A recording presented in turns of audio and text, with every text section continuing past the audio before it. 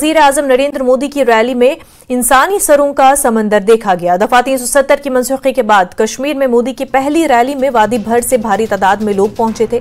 वजीर आजम ने कहा कि दफा 370 के बाद लोगों ने फायदा उठाया है। ये एक नया जम्मू कश्मीर है। कुछ खानदान ही फायदा उठा रहे थे। इन खानदानों ने कश्मीरियों की जिंदगियां खतरे में डाल दी। मोदी ने कहा कि परिवारवाद की सियासत ने वादी को मुकम्मल तौर पर तबाह कर दिया। इन परिवारवादियों ने सिर्फ अपने रिश्तेदारों को फायदा पहुंचाया है।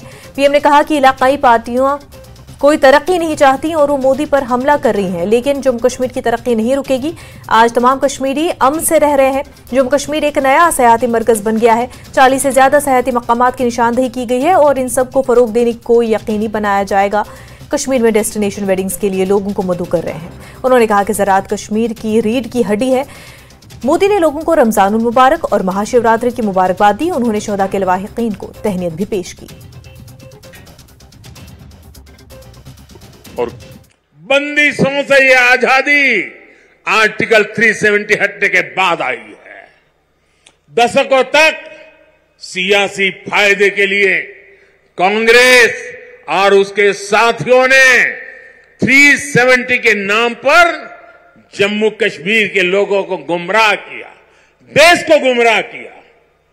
370 से फायदा जम्मू कश्मीर को था या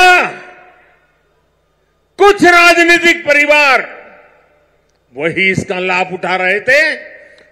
जम्मू कश्मीर की आवाम ये सच्चाई जान चुकी है कि उनको गुमराह किया गया था।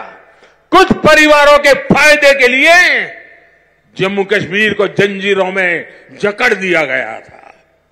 आज 370 नहीं है, इसलिए जम्मू कश्मीर के युवाओं की प्रतिभा का पूरा सम्मान हो रहा है। पाकिस्तान से आए शरणार्थी, हमारे वाल्मीकि समुदाय के भाई बहन, हमारे सफाई कर्मचारी भाई बहन, इनको वोट देने का अधिकार 70 साल तक नहीं मिला, वो अब मिला है। वाल्मीकि समुदाय को एससी कैटेगरी का लाभ मिलने की वर्षों पुरानी मांग पूरी हुई है। अनुसूचित जनजातियों के लिए विधानसभा में सीटें आरक्षित हुई है। पद्दारी जनजाति, पहाड़ीय जातीय समूह, गड्ढा ब्राह्मण और कोली समुदाय को अनुसूचित जनजाति में शामिल किया गया है। आज यहां जम्मू कश्मीर में पर्यटन के सारे रिकॉर्ड टूट रहे हैं।